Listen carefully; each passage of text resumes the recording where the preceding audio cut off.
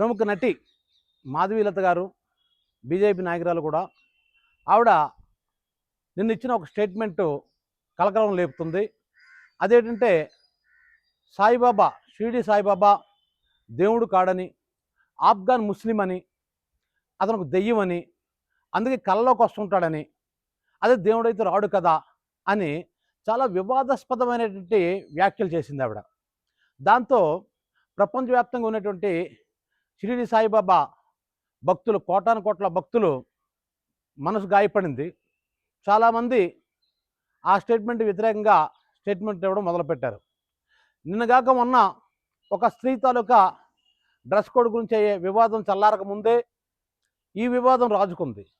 ఇదంతా ఎందుకు జరుగుతుంది, అసలు సాయిబాబా దేవుడు కాడు అని ఎందుకు ఆవిడ అన్నది, ఆవిడ చెప్పే రూల్స్ ఏంటి అంటే ఏ విధంగా ఆవిడ నిరూపిస్తానంటుంది. ఆఫ్ఘన్ ముస్లిం అతను ఇండియనే కాదు, హిందూ అంతకన్నా కాదు అని చెప్తుంది. ఆవిడ ముస్లిమ్స్ అయితే అంటే అతను ముస్లిం కాబట్టి ఆయన హిందూ దేవుడు ఎలాగవుతాడు, ముస్లిమ్స్ అతన్ని పూజించరు, మన వాళ్ళకి సిగ్గు లేదు, లజ్జ లేదు, నీతి లేదంటే ఏవేవో మాటలు మాట్లాడింది. ఇదంతా ఆవిడ తాలూకా ఇమ్మెచ్యూర్ని తెలియజేస్తుంది. ఆవిడ ఒక నాయకురాలుగా ఉండి, ఒక బీజేపీ నాయకురాలుగా ఉండి ఈ విధమైన స్టేట్మెంట్లు ఇవ్వటం అది ప్రజల్లో శాంతిని ఇది అంటే అశాంతిని తగులుస్తుంది. సో వాళ్ళు అటువంటి స్టేట్మెంట్ ఇవ్వకుండా ఉండాల్సి వచ్చింది. ఇది ఎందుకు ఇలా జరుగుతుంది? రాముడు దేవుడట, కృష్ణుడు దేవుడట, కానీ షిరిడి సాయిబాబా దేవుడు కాదట. దేవుళ్ళు కాబట్టి భక్తులు కళ్ళకు రారట. మరి షిరిడి సాయిబాబా దెయ్యమట, ఫకీరట, ఏవో చెప్పింది, అందుకే కళ్ళలోకి వస్తున్నాడు, దేవుళ్ళు లేదు కళ్ళకు రారు అంటూ ఒక అజ్ఞాన మాటలు మాట్లాడింది. ఇదంతా చూస్తుంటే బాధ అనిపిస్తుంది. ఎందుకంటే ఇలాంటి వాళ్ళు ఇచ్చే ఒక్కొక్క స్టేట్మెంటు ఈ దేశాన్ని విచ్ఛిన్నం చేస్తుంది. ఇక్కడ మనం చూడాల్సింది ఏంటంటే సాయిబాబా దేవుడా అవునా కాదా అది పక్కన పెట్టండి. సాయిబాబా వల్ల ఏమైనా ఈ దేశానికి నష్టం జరిగిందా? ఇది మొదటి పాయింట్. అంటే అతను ఏమైనా ఈ దేశాన్ని నష్టపరిచాడా, లేదు ఈ దేశాన్ని దోచుకున్నాడా, ఏమైనా చేశాడా? అతనేం చేయలేదు కదా. అతను ఫకీరు. అతను నమ్మిన భక్తులు అతను పూజిస్తారు. రాముని నమ్మిన భక్తులు రాముని పూజిస్తారు. జేసస్ నమ్మిన భక్తులు జేసస్ని పూజిస్తారు. అతను దేవుడు కాడు అనే అభిప్రాయం చెప్పడంతో పాటు అతను నమ్మిన వాళ్ళంతా కూడా నీతి లేదు, సిగ్గు లేదు ఇవంటూ అసలు ముస్లిమ్సే అసలు అతన్ని పూజించరు అని అంటుంది. ఇక్కడ చిత్రం చూడండి.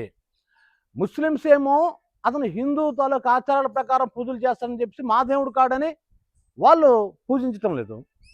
హిందువులేమో అతను ముస్లిం కాబట్టి పూజించొద్దని కొంతమంది చెప్తున్నారు. ఇక్కడ మనం అంటే ఎవరైతే సాయిబాబాని వ్యతిరేకిస్తున్నారో, షిరిడి సాయిబాబాని వ్యతిరేకిస్తున్న ముస్లిమ్స్ అయినా, లేదు షిరిడి సాయిబాబాని వ్యతిరేకిస్తుంటే కొంతమంది హిందువులైనా, అందరూ ముస్లిమ్స్ కూడా అందరూ వ్యతిరేకించడం లేదు కొంతమంది, అలాగే హిందువులు కూడా అందరూ వ్యతిరేకించడం లేదు కొంతమంది. వీళ్ళిద్దరూ జ్ఞాపకించుకోవాల్సిన విషయం ఒకటి ఉండాలి. ఏంటంటే ముస్లిమ్స్ గర్వపడాలి. ఏం గర్వపడాలంటే మా ముస్లింని హిందువులు ఎంత భక్తితో పూజిస్తున్నారా, కాబట్టి మా ముస్లిం ఎంత ప్రభావం చూపిస్తున్నాడా ఇండియా మీద, హిందువుల మీద అని చెప్పేసి వాళ్ళు గర్వపడాలి కదా. కానీ వాళ్ళేమో అతను దేవుడు కూడా అంటారట కొంతమంది. మరి అదేవిధంగా ఇక్కడ హిందువులు ఏమనుకోవాలి, ఒక ముస్లిం అయ్యుండి కూడా హిందూ మత ఆచారాలని శ్రీకృష్ణుడు పూజించాడు, మా శ్రీకృష్ణుడు ముస్లిం అయ్యుండి కూడా మా శ్రీకృష్ణుడు పూజించాడని హిందువులు గర్వపడాలి కదా. కానీ రివర్స్లో ఆలోచిస్తున్నారు. నాకు అనిపిస్తుంది అసలు దేవుడు తత్వాన్ని, దైవత్వాన్ని వీళ్ళెవరూ సరిగ్గా అర్థం చేసుకోలేదు అనిపిస్తుంది నాకు, ముఖ్యంగా మాధవీలత లాంటి వాళ్ళు. ఎందుకంటే మీరు క్లియర్గా భగవద్గీతగా మనం చూసుకున్నట్లయితే భగవద్గీతలో శ్రీకృష్ణుడు మాట చెప్పాడు. అతను ఏమంటాడంటే ఎవరు ఏ పేరుతో ఎవరినైనా పూజించుకోవచ్చు, ఎందుకంటే వాళ్ళని విశ్వసించేటట్టు చేసేది మళ్ళీ నేనే కాబట్టి అని క్లియర్ కట్గా చెప్పాడు. ఒక్కసారి భగవద్గీత చదవండి, అందులో ఏం చెప్పాడు, శ్రీకృష్ణుడు ఏం చెప్పాడు, మీరు నమ్ముతున్న శ్రీకృష్ణుడు ఏం చెప్పాడు. మీరు నమ్ముతున్నాను ఎందుకంటానంటే నేను నాస్తికుడిని కాబట్టి, నేను ఇటు సాయిబాబాని పూజించను, అటు రాముడిని పూజించను, అటు జేసస్ని పూజించను, ఇటు అల్లాని పూజించను, నేను ఎవరిని పూజించిన నాస్తికుడిని. కాకపోతే నాకు దేశం బాగుండాలనే ఫీల్ అయ్యిన వ్యక్తిని నేను.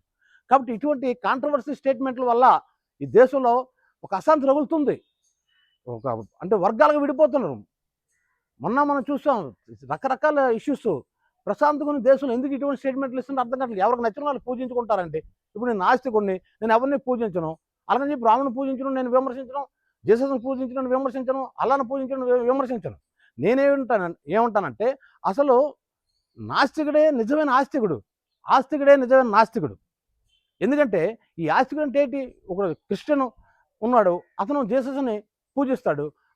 అతని దృష్టిలో జీసస్ దేవుడు, కానీ అతని దృష్టిలో రాముడు కానీ అల్లా కానీ దేవుడు కాదు. అంటే రాముడు అల్లా విషయంలో ఆ క్రిస్టియన్ నాస్తికుడు.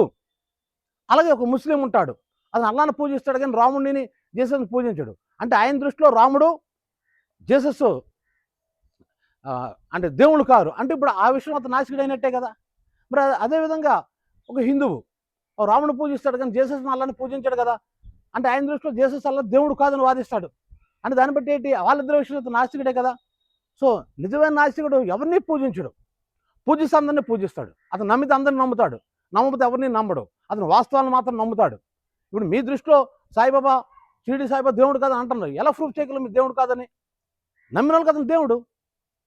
మరి ఇప్పుడు వాళ్ళ మనోభావాలు దెబ్బతిన్నావా? పొరపాటున వాళ్ళని నాస్తికుడు కానీ నోరు జారితే ఏమంటున్నారు? మనోభావాలు దెబ్బతీస్తారు, మనోభావాలు దెబ్బతినేసాయి అని అంటున్నారు కదా.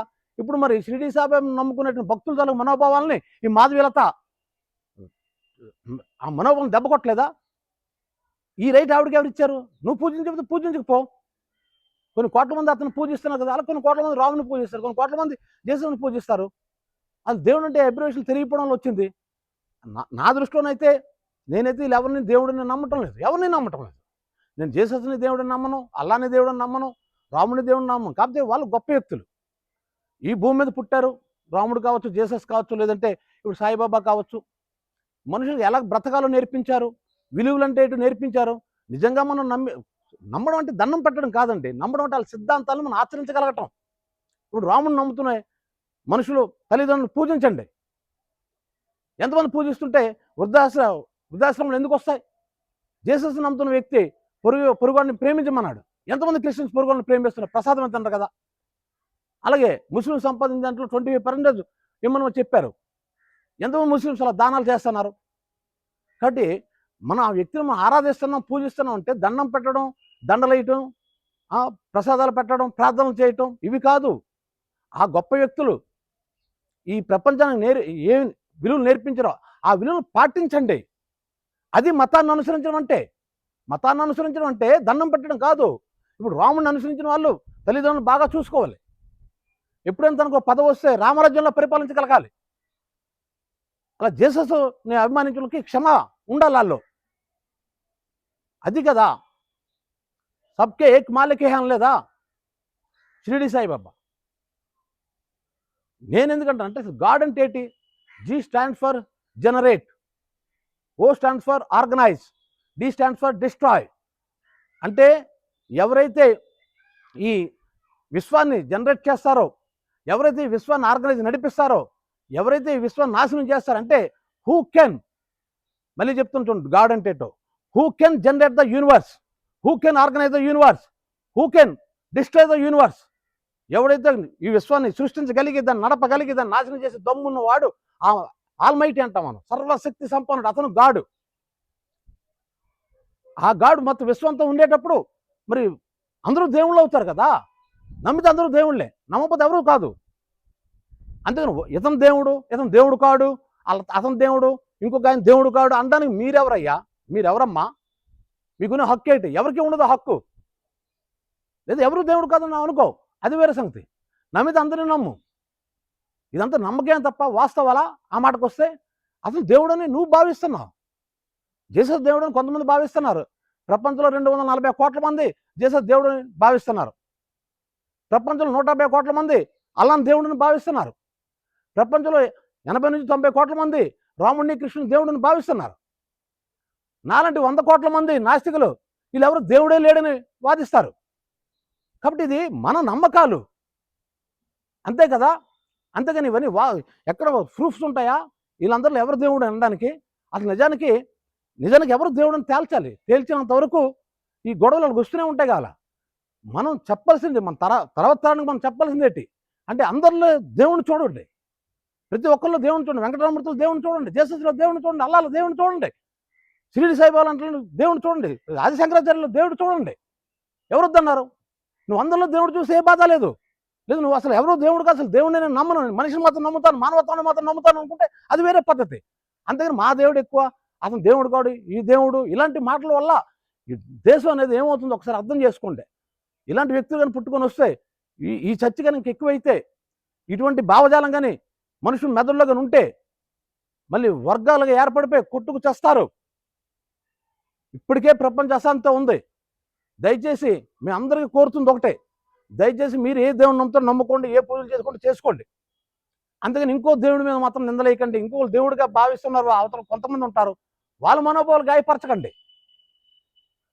ఇది నిజమైన నాస్తికత్వం ఏంటంటే అందరు దేవుని నమ్మటం. నిజమైన నాస్తికం అంటే ఏ దేవుడిని నమ్మకపోవటం, అసలు దేవుడు అన్నోడు లేడు అనుకోవటం.